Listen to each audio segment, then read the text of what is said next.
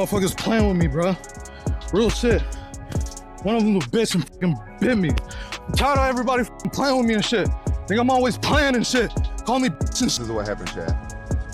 He went to a pro wrestling event with his coach.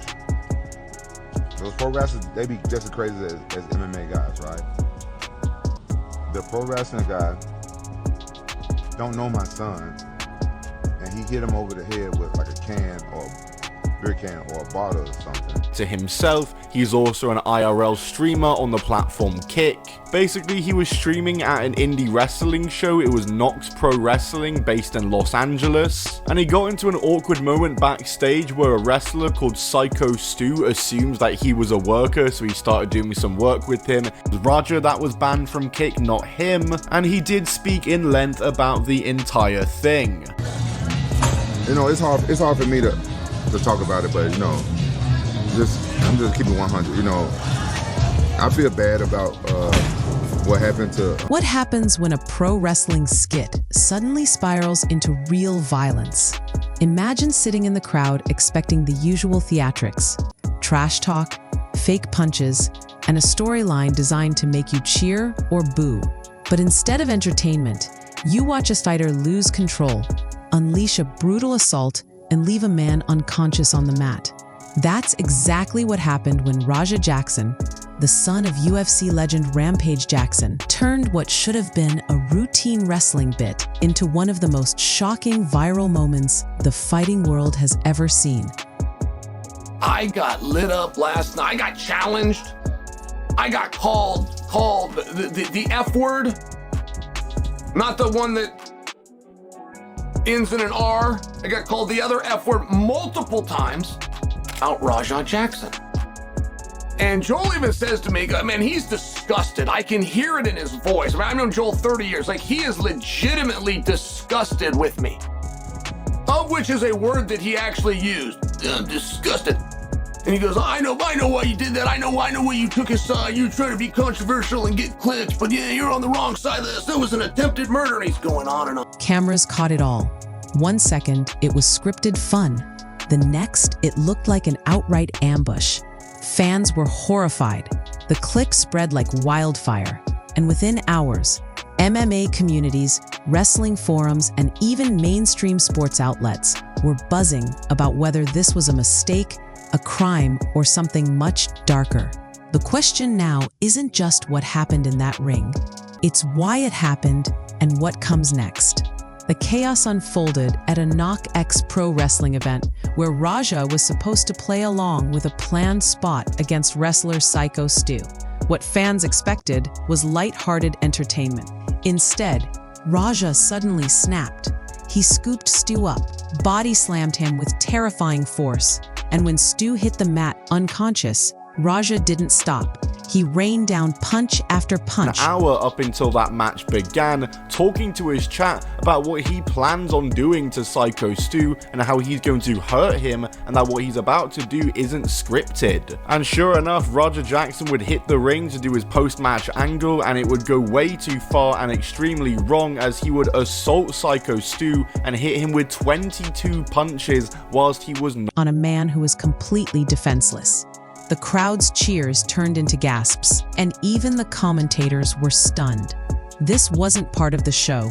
The punches were real, the unconsciousness was real, and the panic that followed was very real.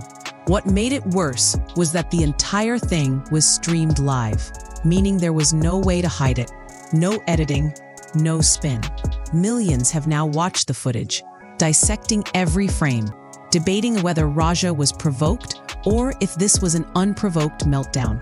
For wrestling fans, it blurred the line between entertainment and genuine assault, leaving everyone wondering, was this just a mistake in judgment or a sign of something much more serious boiling inside him? The immediate aftermath was grim. It wasn't my fault. Well, The goddamn cameraman's fault. I know he's watching this shit. If you watching this shit, nigga, how could you? How fucking could you? That's what I expected, though. It's all good. We gonna figure this shit. Stu was rushed to the hospital, reportedly unconscious for nearly 6 minutes before regaining stability. his brother later confirmed that while he was awake and talking, the attack left doctors concerned about long-term effects.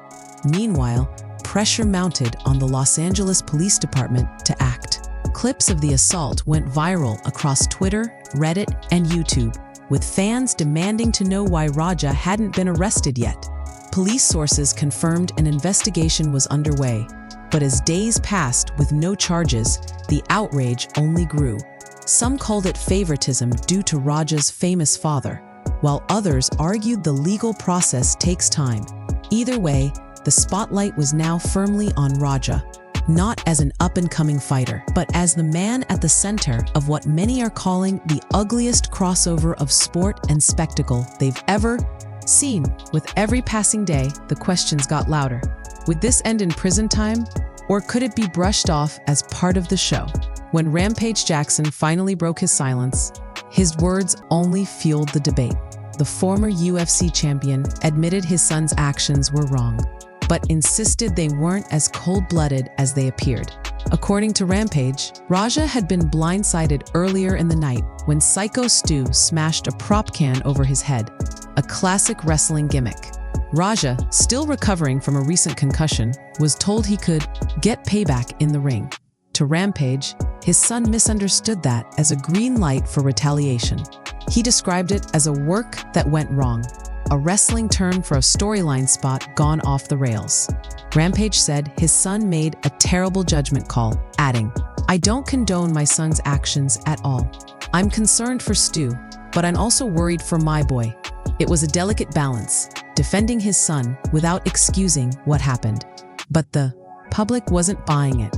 To many, it sounded like damage control from a father desperate to shield his son from legal fallout. The backlash was swift, with fans saying, this wasn't a gimmick gone wrong, it was assault. To really understand Raja's meltdown, some point to his life outside the ring.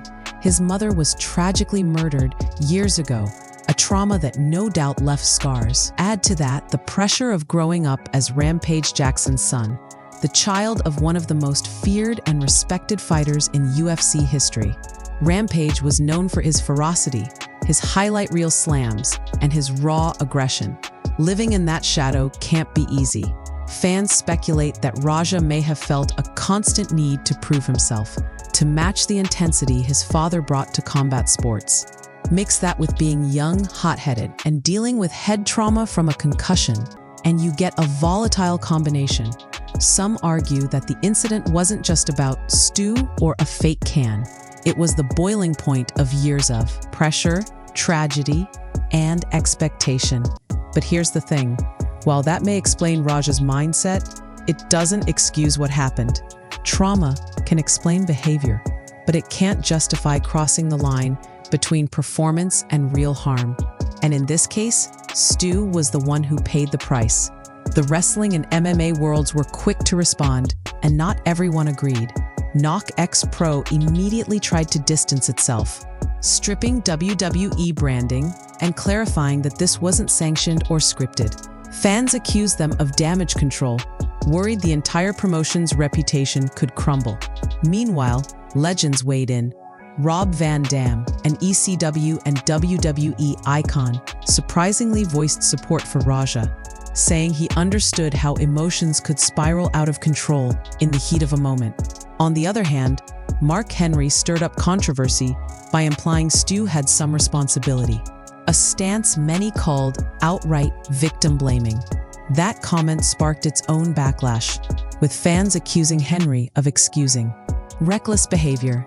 Dylan Dennis, a polarizing figure in MMA, condemned Raja, calling the assault a betrayal of trust in the ring. The industry seems split, some excusing it as a mistake, others demanding Raja be blacklisted permanently. What united everyone, however, was the acknowledgement that this moment blurred a dangerous line in professional wrestling. Once the audience can't tell the difference between performance and real assault, the entire sport's integrity is put at risk. As the dust settled, the legal picture remained murky. The LAPD confirmed they were investigating, but days later, no arrest had been made. That infuriated fans who felt there was enough video evidence for immediate charges. social media erupted with hashtags like Justice for Stu and hashtag Arrest Raja Jackson, pushing the story into mainstream attention. Yet some voices in MMA took a different approach. UFC fighter Sean Strickland argued against throwing Raja in prison, suggesting instead that he needed rehabilitation and counseling. "We can't just ruin a young man's life for one mistake," Strickland said, adding that punishment should be constructive, not destructive. "It's a debate that goes beyond this case. When athletes snap, should they be punished like criminals or treated as people in need of help?" The wrestling community remains divided. On one side are those demanding justice for Stu. On the other are those who believe prison time would do nothing but create another broken life. For now, the legal system is caught in the middle, with every fan watching closely to see what happens next. As strange as it sounds, wrestling has a history of turning real-life chaos into storylines. Already, rumors are swirling online about whether Raja's attack could somehow be folded into a future gimmick. Some fans speculate he could debut as a villain character. Others joke about him being paired in a controversial tag team to capitalize on the publicity. Wrestling blogs even floated the idea of using this unscripted moment as a way to draw attention to KnokX Pro. But let's be clear, these are just rumors. Nothing is confirmed, and given the real injuries involved, most major promotions are likely to steer clear of associating with Raja anytime soon. Still, the speculation highlights just how bizarre wrestling culture can be. In an industry where reality and fiction constantly overlap, fans can't help but wonder, will this be swept under the rug or somehow spun into entertainment? It's a haunting thought, because for Stu and his family, this wasn't a storyline. It was a nightmare that left him in the hospital, and it's still unclear whether his recovery will be full or permanent. When the lights come up and the cameras roll, fans expect pro wrestling to deliver drama, but within safe boundaries. Raja Jackson shattered that boundary. What started as a gimmick became a violent outburst that shocked not just fans, but the entire fight world. Was it the weight of his father's legacy, his personal trauma, or simply uncontrolled rage? Nobody can say for sure, but one thing is certain. This incident forced everyone to ask where the line between performance and real violence should be drawn. For Stu, the victim, this was no storyline. For Rampage, it's a father's worst nightmare. For Raja, it's a crossroads that could define his entire future. The wrestling industry may recover, but the stain of this moment won't fade easily. And so the question lingers for fans everywhere. Should Raja Jackson face justice behind bars? Or will this go down as a tragic mistake in the shadow of a legend? Either way, this story isn't finished, and the world will be watching what happens next.